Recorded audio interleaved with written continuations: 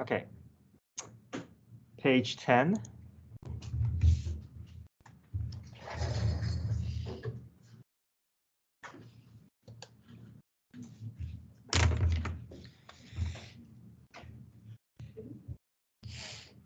So page 10 was part of your homework, but I do want to go over part D here, evaluating limits.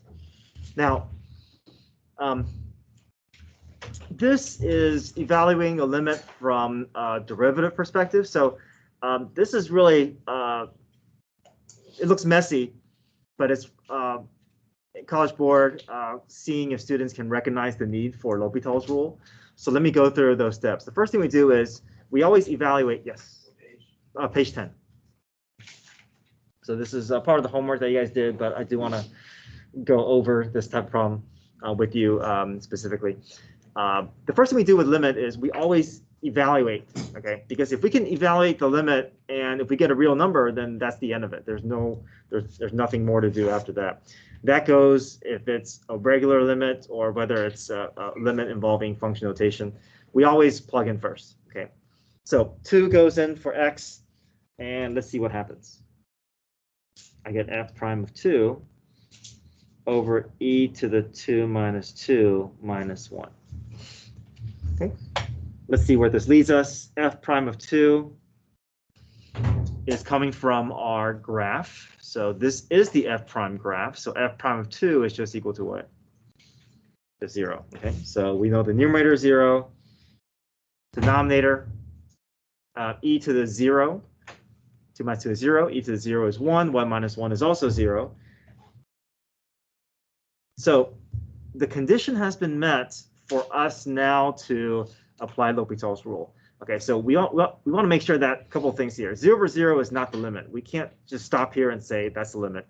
Second, the limit, we can't say the limit doesn't exist either. Okay, a limit doesn't exist would be like 1 over 0 or 10 over 0. This is indeterminate form. Think of this as an incomplete solution. But this does give us some indication as to what needs to happen next. We know that we can continue moving forward to try to get down to a real number. So before in the past, we would, factor, reduce, try to reevaluate, find ways to clean up and then reevaluate. But here, the way we're going to go through this is there's no way that we can really do anything to factor or algebraically change this in any way. We're going to rely on derivative. We're going to rely on L'Hopital's rule.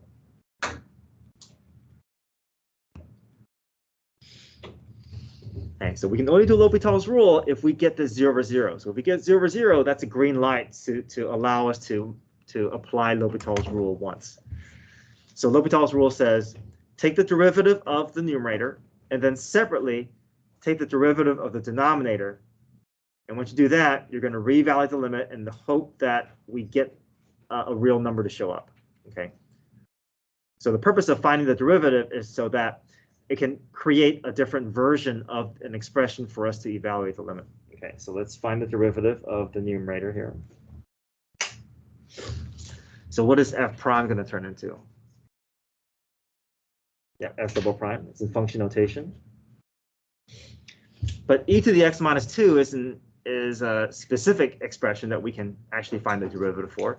So the rule for e to the u is e to the u times u prime. So it's e to the u times u prime. What's x minus 2's derivative? This one. And then we also know that the minus 1 is a separate term. The constant goes to 0, so that just goes away. Okay, so now that we have an updated expression, we're hoping that when we reevaluate, we're no longer going to get the 0 over 0. We're hoping that we can get a real number in return. So let's see what happens. Plug 2 in for f double prime.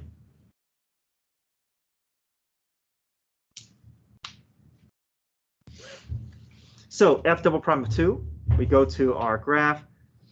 So this is f prime. What can we do to find f double prime of 2? Slope.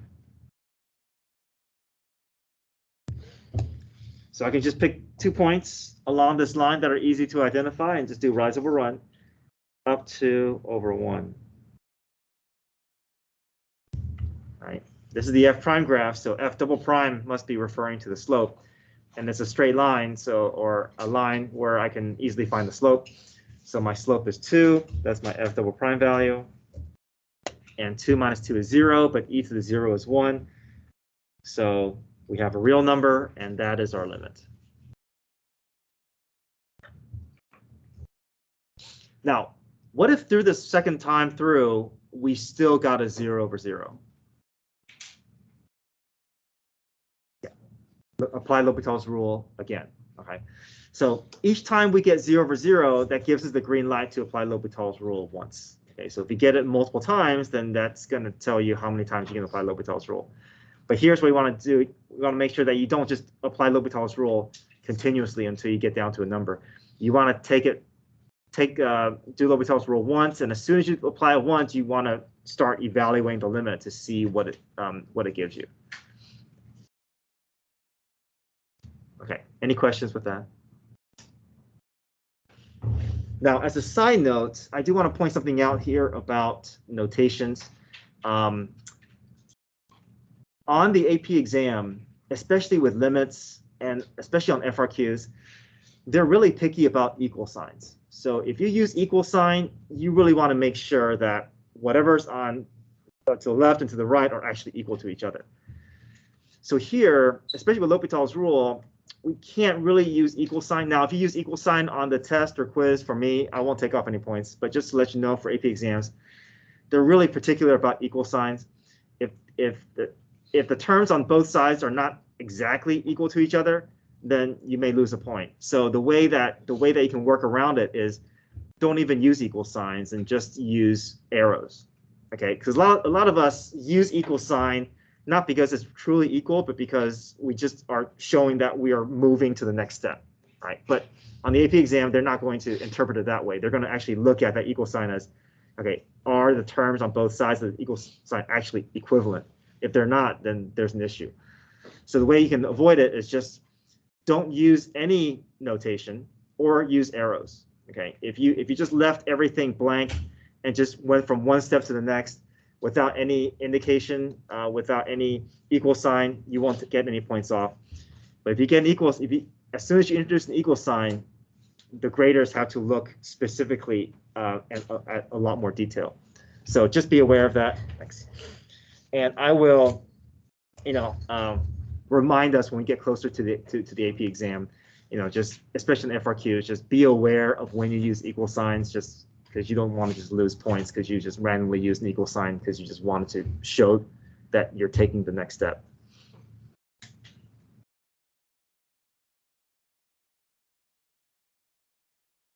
Okay, let's go to page 11.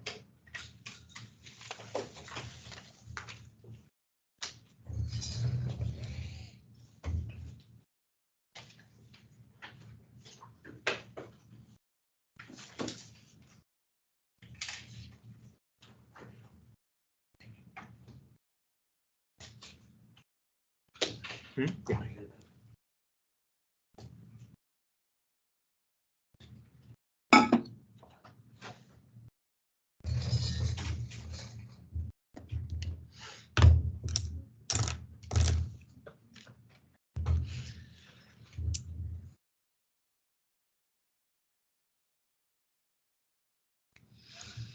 Okay, so let me read the problem here. It says the sand pit is being filled up with sand whose height at any time t is given by a differentiable function. So differentiable function, it's a smooth curve all the way through. And it's important that they are telling us that because we're only given values at specific intervals. We don't know what's happening between those points. So it's just nice for the problem to reassure that there's nothing strange going on that we don't see. There's no holes, no asymptotes, no sharp turns. Between 0 and 12 minutes, let h prime also be a differentiable function. So we know that h and h prime are both smooth curves, representing the rate at which the height of the sand pit is growing. So h prime is a rate. And the units is inches per minute, okay?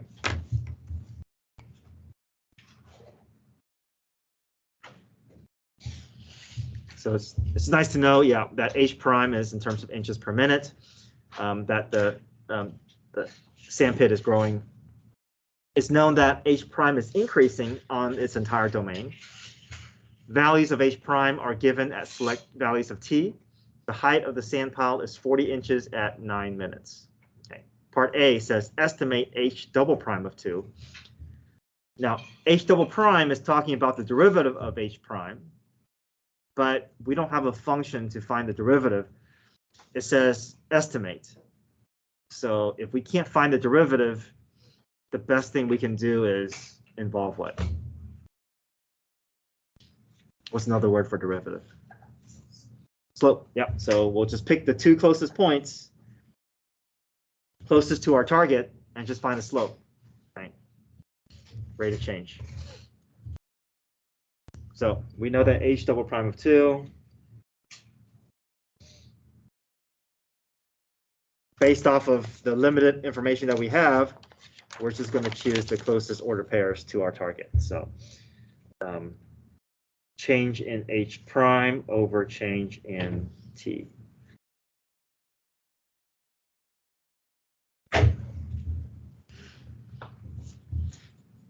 Okay, h prime of 3 is 5, h prime of 1 is 2.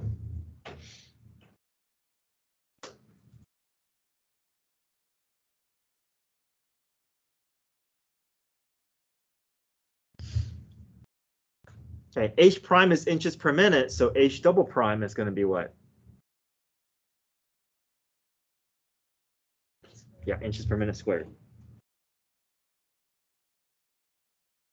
All right, each time we go down the derivative, our units will change.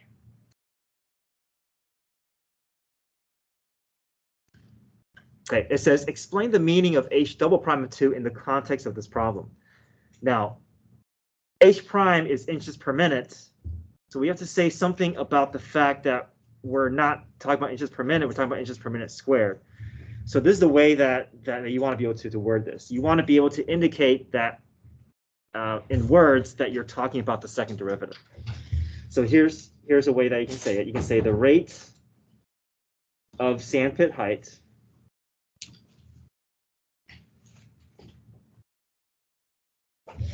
is increasing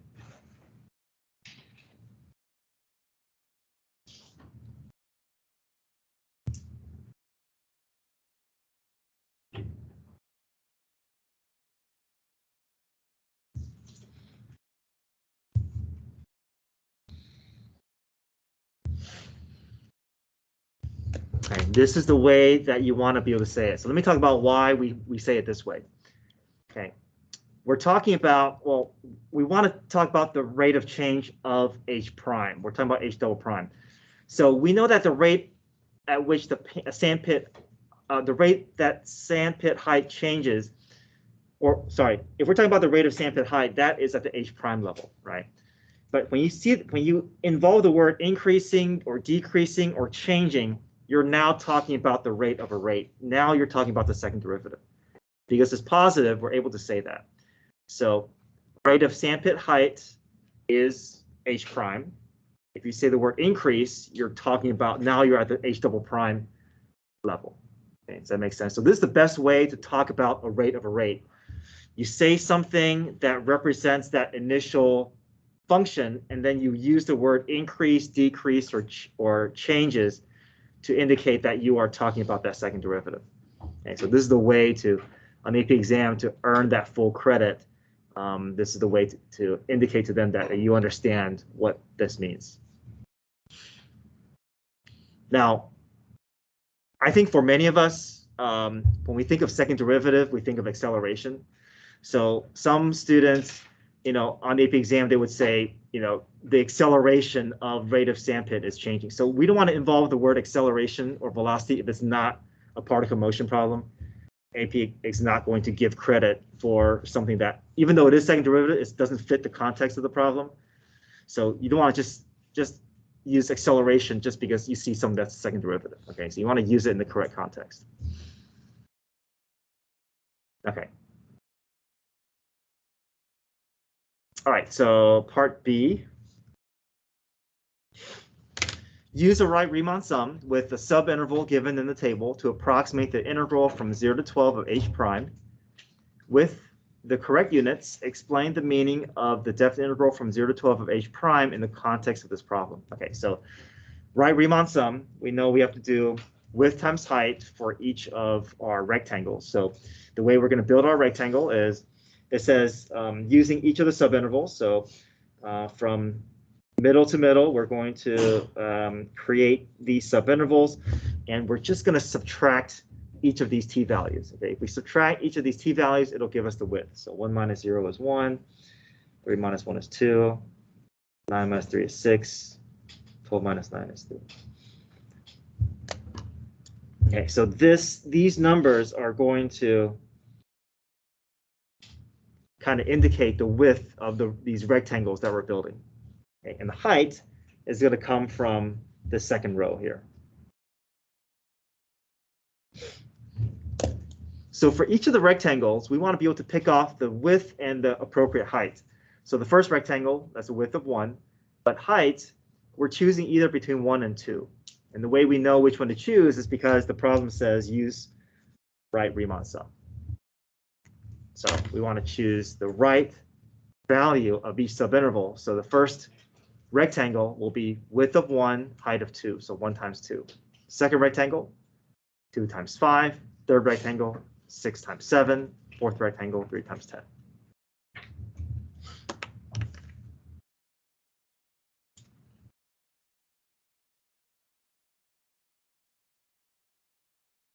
Again, I'm using squiggly line because we're just doing the approximation here.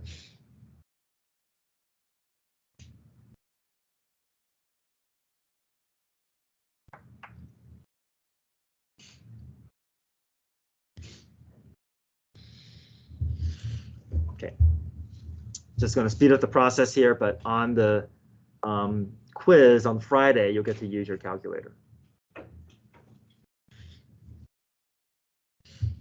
Now, what's the unit of measure going to be? H prime is inches per minute. Is it still going to stay inches per minute? Just inches, right? Anytime you involve a calculus method, your units will change, okay?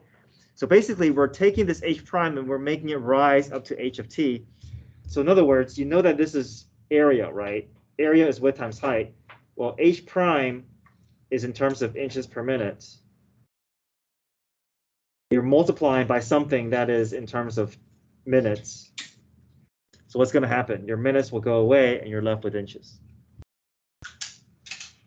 Okay, just like how when we find the derivative, our units change. If we take the antiderivative, our units will also change. But now you're stripping away that denominator unit from your starting function. Now, is this telling us that there's 84 inches on the ground?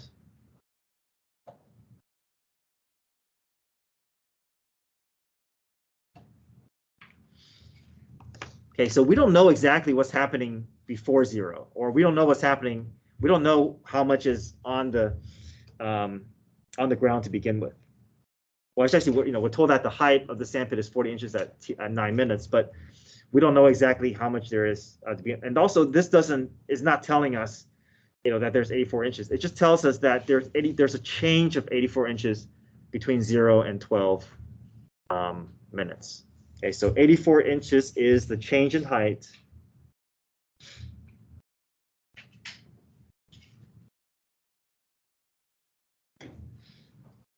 of the sandpit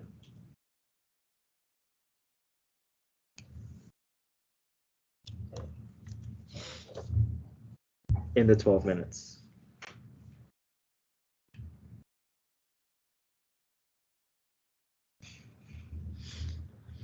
Okay, yes.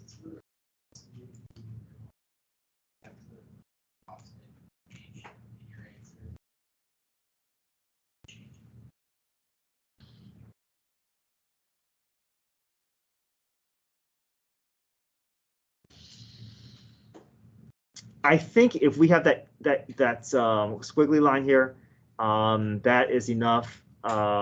We know that it's an approximation here. We don't have to say that it's an approximate change. I think because it's Riemann sum, it's understood. So I don't think they'll take off points, but you can also include that just if you want to write that. I won't take off points. I don't think AP exam will take off points either. That's a good question though. I think, but anytime we do Riemann sum, I think that squiggly line is enough. But yeah, I don't think you'll lose points if you did not say that it was an approximate change in height.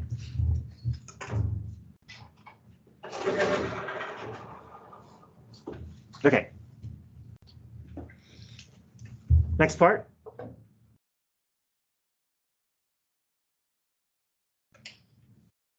Yeah, so anytime you see a definite integral, and it's that when you're asking about explaining the meaning, it's always the change of whatever your new unit is, okay?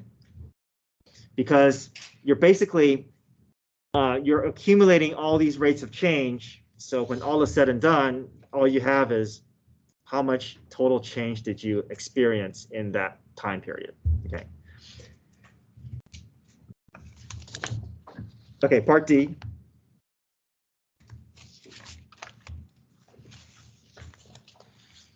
Including units, evaluate the definite integral from 0 to 9 of h double prime of t dt.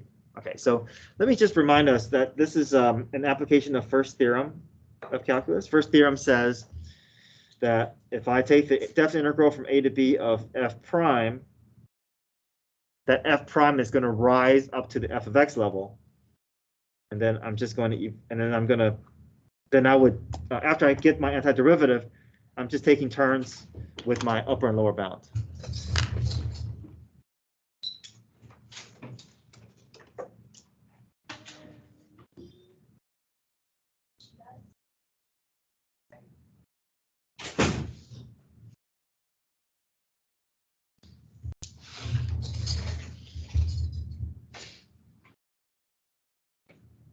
Okay, f of b minus f of a.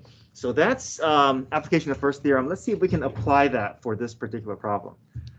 Okay, we want to go from 0 to 9 of h double prime of t. So let's deal with the calculus portion first. What's going to happen with h double prime of t? Integral of that will make it turn into what? H prime. All right. So basically, now that you're at the h prime level, you can now evaluate your upper and lower bound. So just h prime of 9 minus h prime of 0.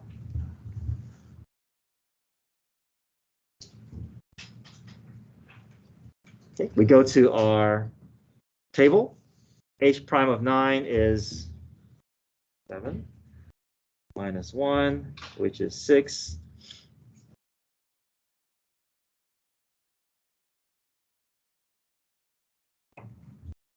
Inches per minute.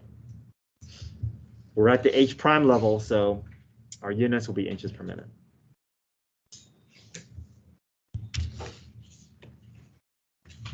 Okay, next page when you're ready.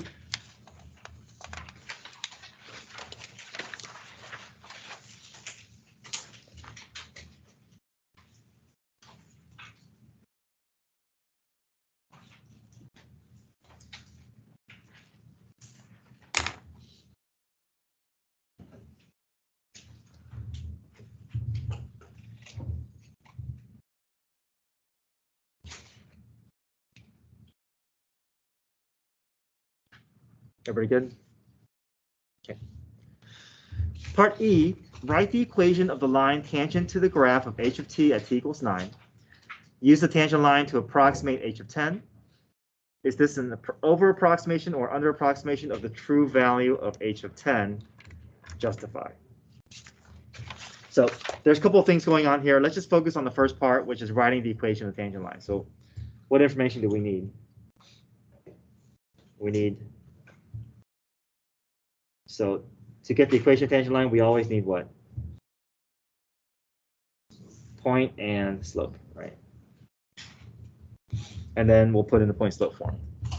Now, h of 9, do we know what h of 9 is? Is there anything in the problem that tells that to us? Yeah, the height of the sand pit is 40 inches at 9 minutes.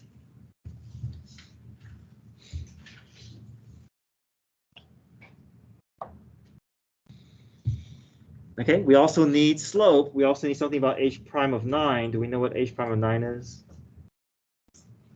Yeah, that's just from the table, right?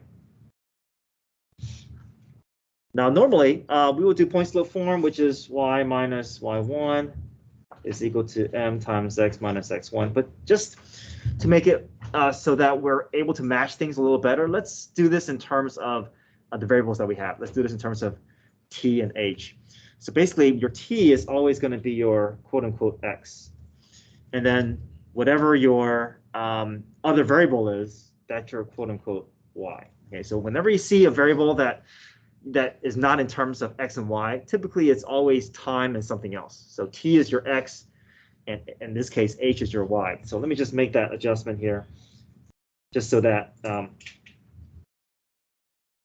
it just feels like I'm within using the same variables here.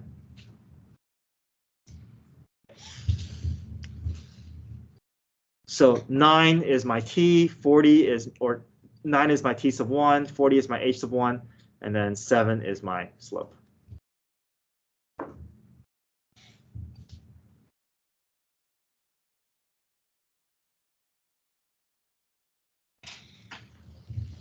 going to solve for h just so I can get it ready for my next step.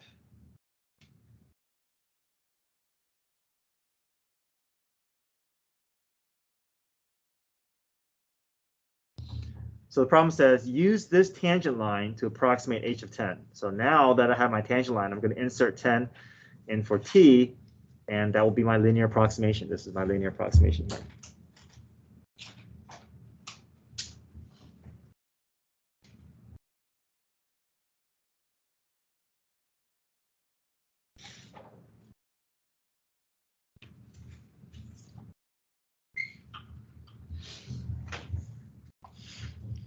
So based off of our starting point and our slope, our linear approximation is that there's 47 inches of sand on the ground.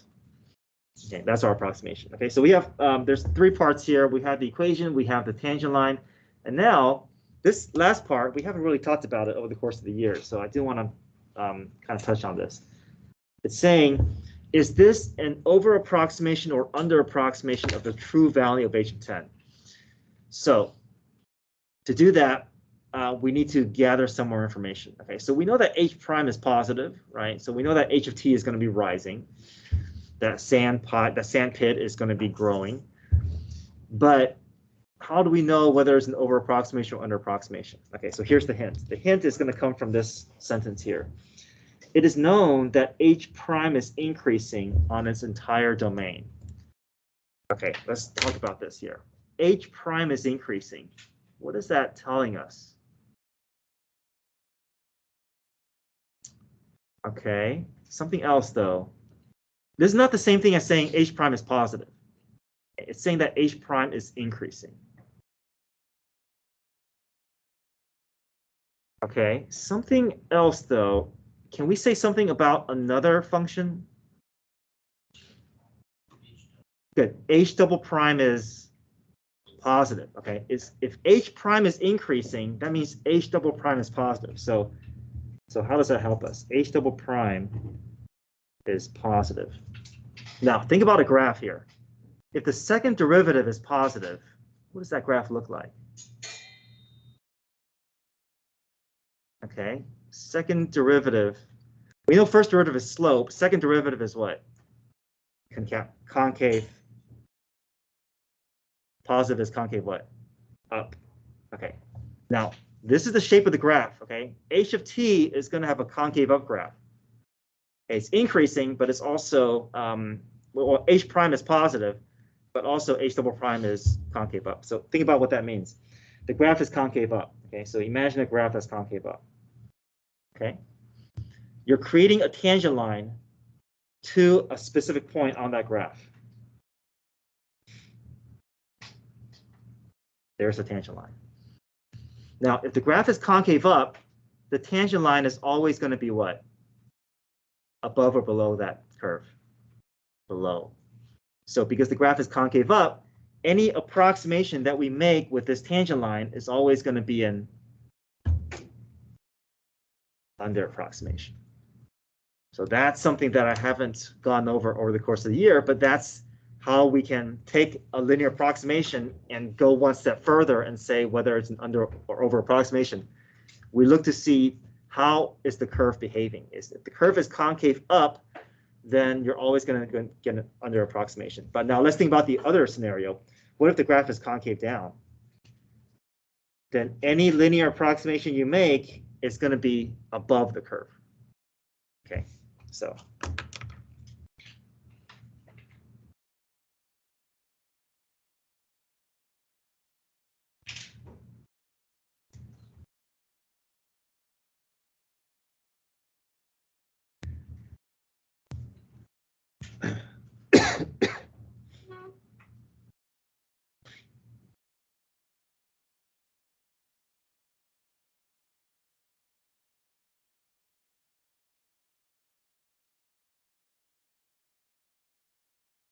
Sorry.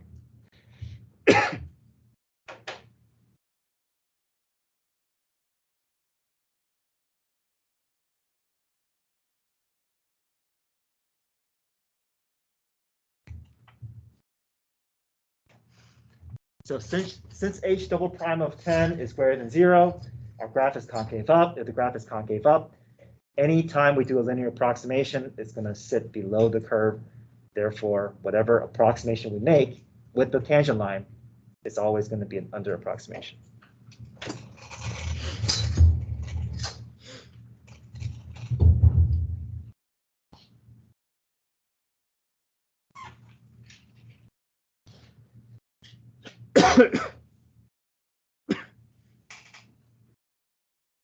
Okay, part F. Explain why there must be a value C on the interval from 9 to 12 such that h prime of C is equal to 8. So looking at these table of values, can we guarantee that there's going to be an h prime of 8 somewhere? Okay, because we see a value below and we see a value above, and we know it's continuous. Well, they say it's differentiable, but differentiable means it's continuous. So there's no way that you can go from a lower value to a higher value and skip over 8 if you know the graph is continuous all the way through. Okay, so we know that with common sense, right? We can just know that because it just makes sense. But to say it in terms of what they're looking for, we want to be able to indicate this is intermediate value theorem. So intermediate value theorem just says, if I'm trying to target a specific number, as long as I can prove that the graph is going to have a value below and above, it's going to have to cross through that target somewhere in between. Okay, so we can say it this way. All right, so since h prime of t is continuous on that closed interval from 9 to 12, then by IVT, intermediate value theorem, we can guarantee that value of 8 is going to have to exist because we see h prime of 9 is below 8, and we see h prime of 12 is above 8. So there must be a value where the graph is actually going to cross that value of 8.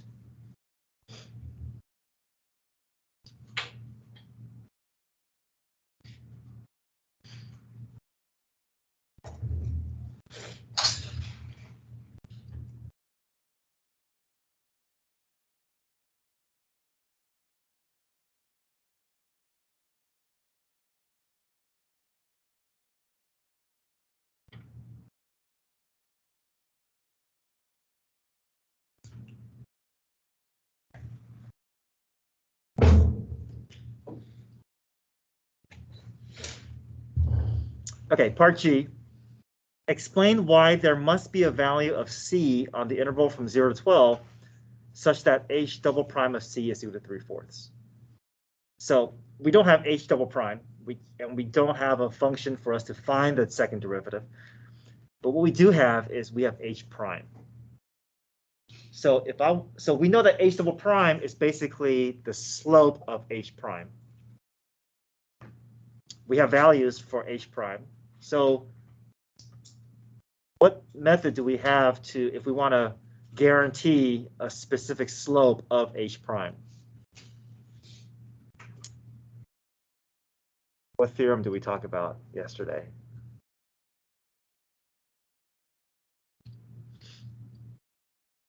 So we saw that on page 7, right? What do we do there? Yeah, mean value theorem, right? If I want to guarantee a specific slope, I refer to mean value theorem. And the reason that I know that is because I don't have h double prime, but I do have h prime. So if I'm using h prime to get to h double prime, I know that it's slope, that's an involvement of slope, right? So if I want to guarantee a slope of 3/4, I need to see if mean value theorem can provide that that justification.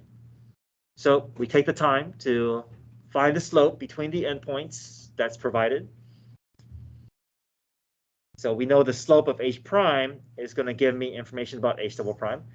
And if the slope of h prime produces that value that I'm trying to guarantee, then I can guarantee it. We know the slope between the endpoints for h prime is 3/4.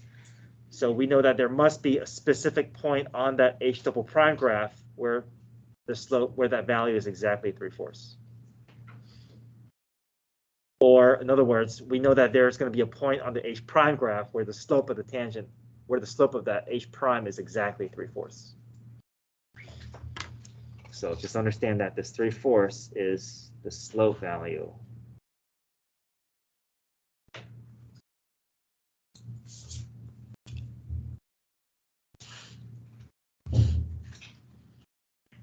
And we can kind of practice writing out mean value theorem,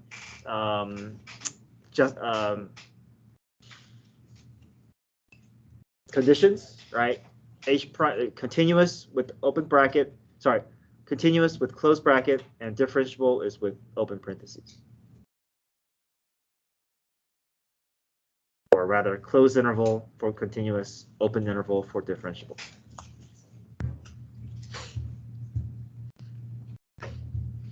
Okay, we have some time remaining, so why don't we get started with the homework that you guys are assigned. So I'll kind of walk us through page 13 and 14, and that way you can also begin your homework process. So page 13, go ahead and start looking at part A.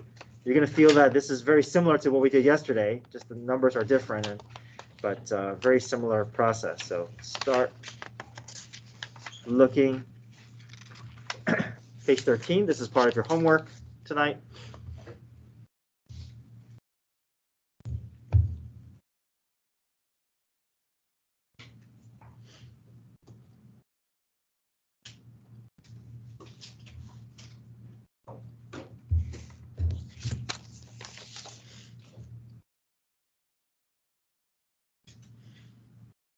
Part A, find the slope of the line tangent to the graph at x equals pi.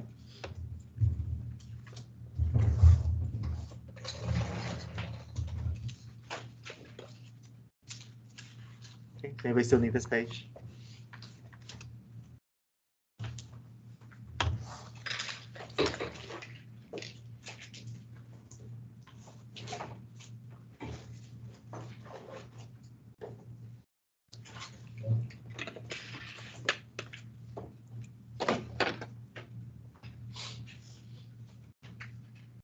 Okay, just like yesterday, right? Recognizing the need for chain rule. Cosine of u becomes negative sine of u times u prime. E to the u becomes e to the u times u prime.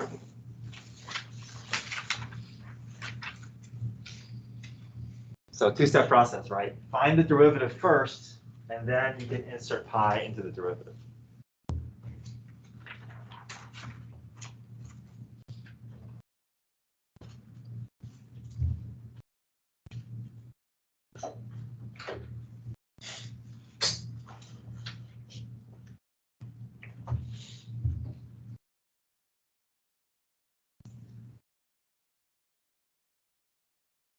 Okay, so cosine of u becomes negative sine of u times u prime.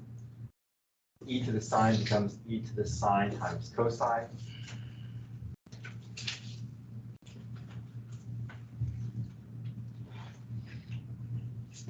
Now you're ready to insert pi in for x.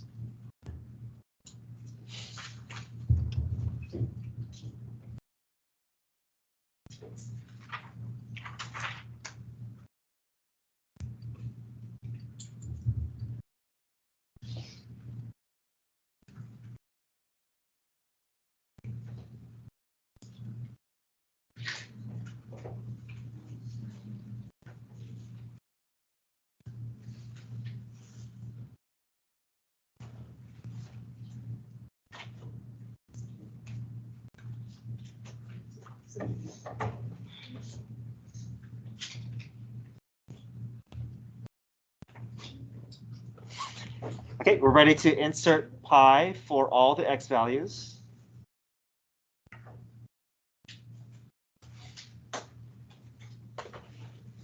And then start our cleanup process, right? Sine of 2 pi is 0. Sine of pi is 0. Cosine of pi is -1.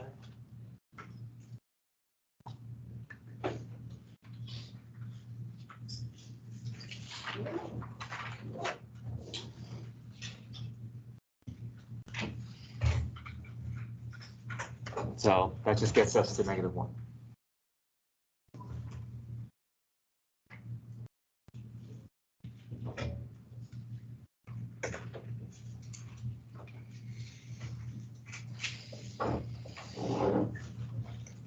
Okay, next part. Let k be the function defined by k of x equals h of f of x. Find k prime of pi, so we have to find the derivative and evaluate the derivative at that point. So look at how this is set up. H of f of x. Thank you. What's involved here if you want to find the derivative? What method? Bye, good day. Function within the function, so we have to use what? Chain rule, yeah. So go ahead and set up that chain rule. See if you can practice writing out what that chain rule looks like. And then once you build your derivative out, you can then start inserting pi for x.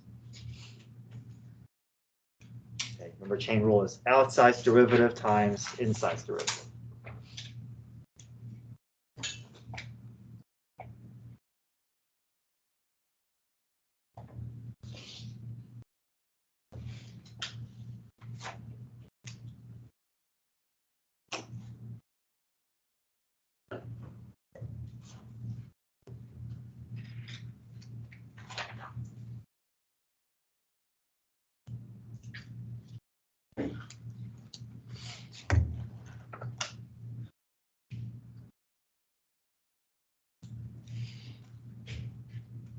Okay, so there's my derivative.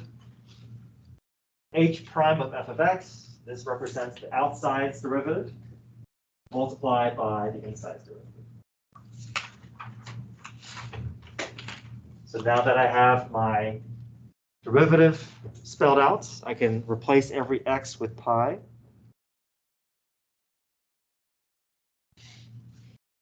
So h prime of f of pi times f prime of pi.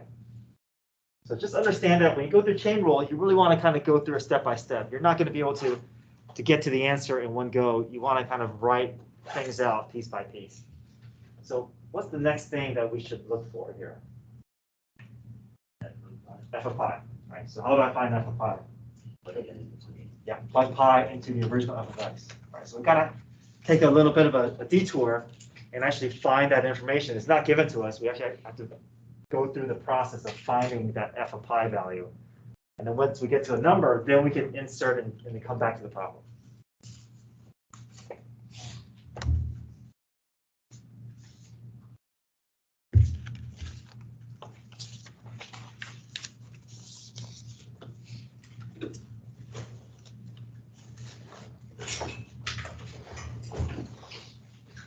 Okay, so off to the side, we know that f of x is cosine 2x plus e to the sine x.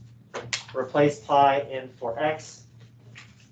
We get cosine of 2 pi plus e to the sine pi. Cosine of 2 pi is 1. E to the sine pi is e to the 0, which is also 1. 1 plus 1 is 2. Now that you have a value of 2, you can go back to the problem and replace f of pi with 2. And now things become more clear. All you're looking for now is h prime of 2 and f prime of pi.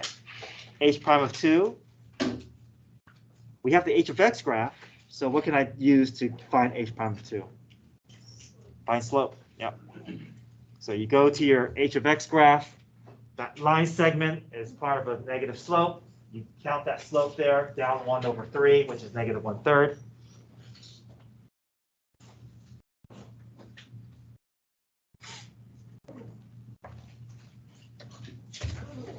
And then f prime of pi is -1, so -1/3 times -1 is 1/3.